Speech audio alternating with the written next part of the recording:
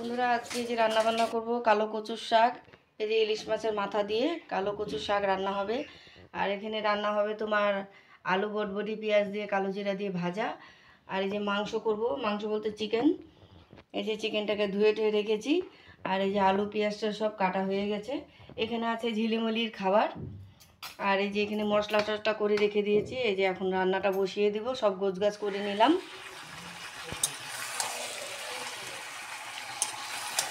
তো বন্ধুরা এই যে দেখো রান্নাটা বসিয়ে দিলাম, এদিকে মাংস করছি, মাংসটা কষাচ্ছি। আর এক পাশে তোমার আজকে দুটো কড়াইতে রান্না বসিয়ে দিলাম। এক পাশে তোমার কচুর শাকটা করছি ইলিশ মাছের মাথা দিয়ে। এই যে মাছটা ভাজা বসিয়ে দিলাম। আজকে রান্না করতে অনেকটা দেরি হয়ে গেল জানো। রান্নাটা মানে কেবলই বসিয়েছি আর তখনই ওই মহিলা শুরু হয়েছে কুকুর নিয়ে আমার সঙ্গে চেঁচাল করা। ওর দুয়ারে বলে কুকুর হেগে গেছে। তাহলে হাগু যখন করে গেছে ও বলে দেখছে যে এই কুকুরগুলোই বলে হাগু করছে। তো তুই যখন দেখছিলি তাড়িয়ে দিস নাই কেন, জল দিয়ে দিস নাই কেন? ও তুই ঝগড়া করার জন্য আমার সঙ্গে বসেছিলি? তোমরাই বলো। তারপরে যাই হোক, ভিডিওটা তোমরা পুরোটা দেখো, স্কিপ করো না প্লিজ। খাইছো?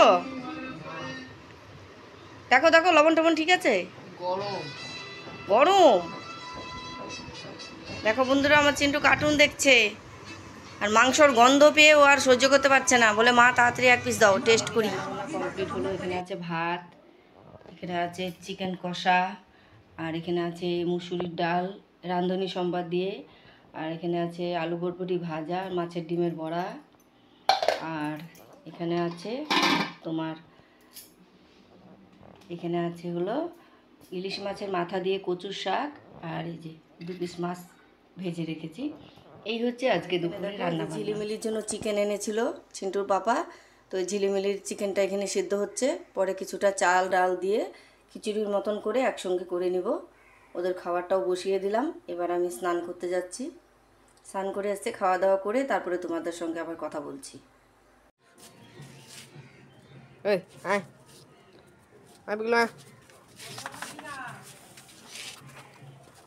গেটটা খোল না যা।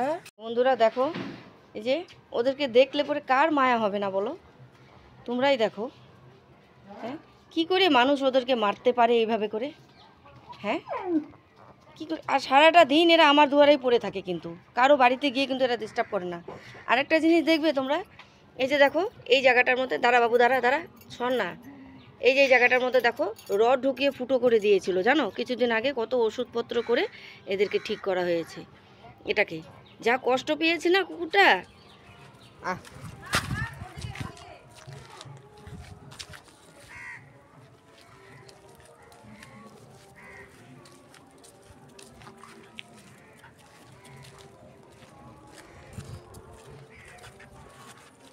তো বনি এই যে বেরোচ্ছে এখন জিমের জন্যে।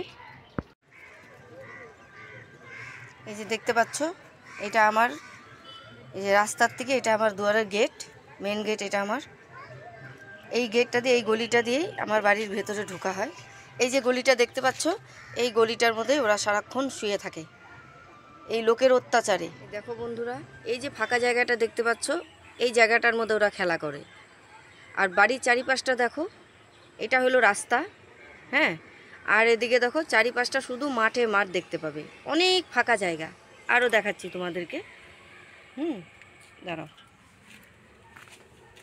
এই পাশটা দেখো, এদিকে নাই জল হয়েছে আমার বাড়ির ওই পেছনটা তো দেখো অনেক ফাঁকা জায়গা আমার এখানে। আর এটা হচ্ছে আমার বাড়ির এই গলিটা, এই গলিটার মধ্যে ওরা শুয়ে থাকে।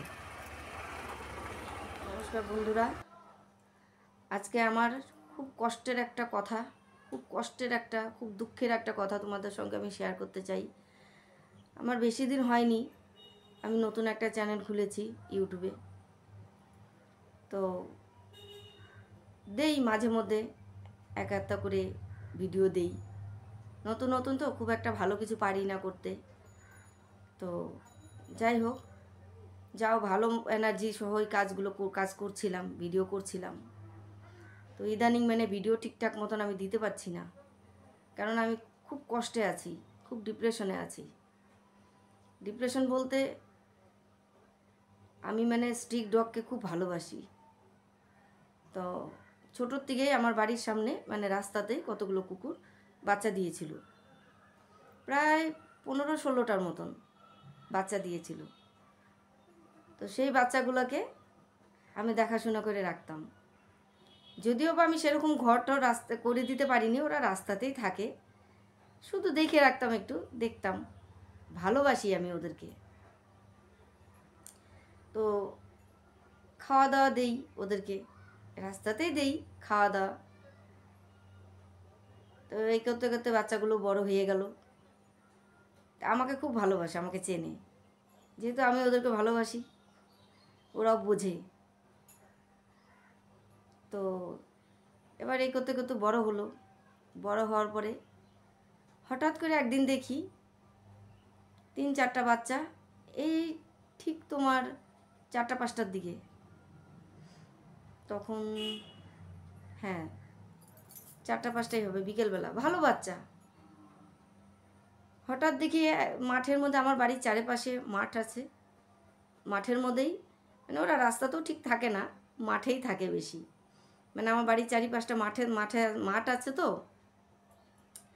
তো হঠাৎ দেখি বাচ্চাগুলো 3-4 মাস হলো,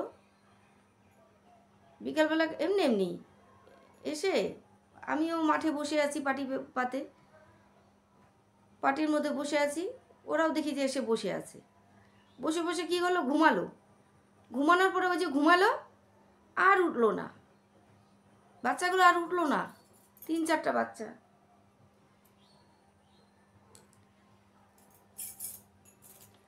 তারপরে বনির বাবা আর আমি ওই মাঠেই গর্ত করে পুঁতে দিয়ে আসলাম। তারপরে এগুলোকে না, আমার বাড়িতে ঢুকতেই গলি আছে, ভিডিওতে দেখতে পাবে, সেই গলির মধ্যেই বাচ্চাগুলোকে আমি আটকে রেখে দিই, রাস্তায় যেতে দিই না। আর আমি যখন মাঠে যাই তখন ওদেরকে ছাড়ি।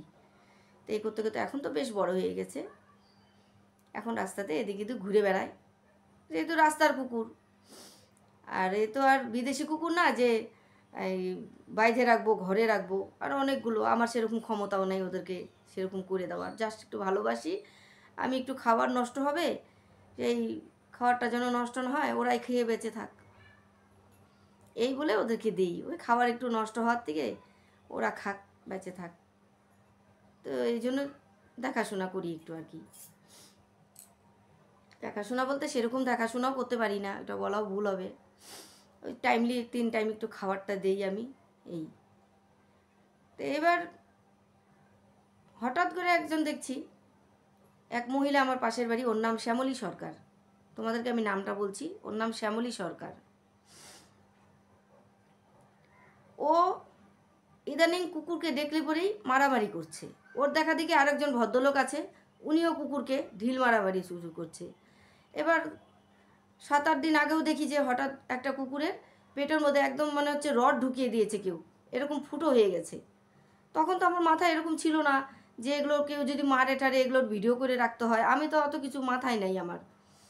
তারপরে সেই ওষুধ টষুধ এনে, রক্ত বেরোচ্ছে সমানে, ওটাকে ওষুধ টষুধ দিয়ে ঠিক করলাম। একটা মলম তোমাদেরকে দেখাবো আমি পরে, একটা মলম আনছি, আর লাল ওষুধ হয় না, ওই লাল ওষুধ আনছি, ব্যথার ওষুধ খাওয়াইলাম দুধের মধ্যে মিশিয়ে।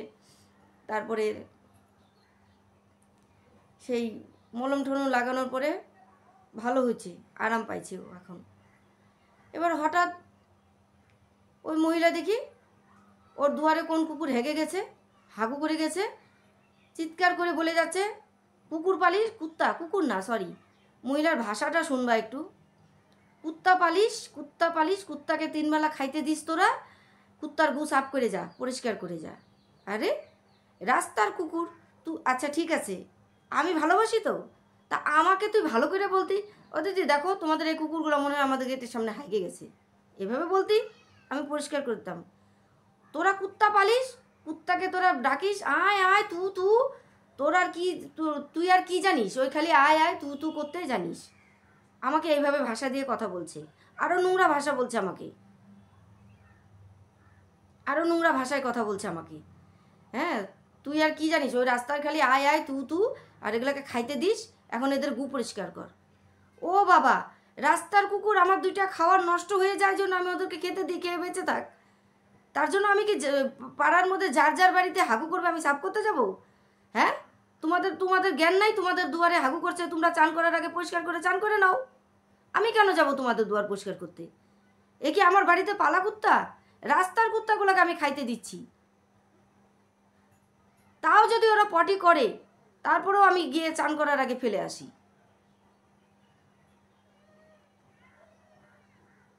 আর তোমরা দেখতেই পাবে আমার বাড়ির চারিপাশে মাঠ, ওরা কারো দুয়ারে হাগু করে না।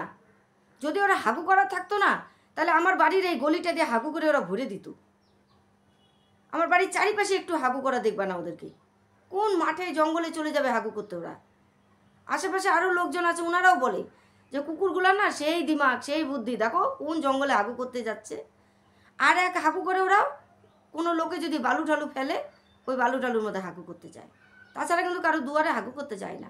আর যায়ও যদি, আর যদি গিয়েও থাকে, ও কি জানে?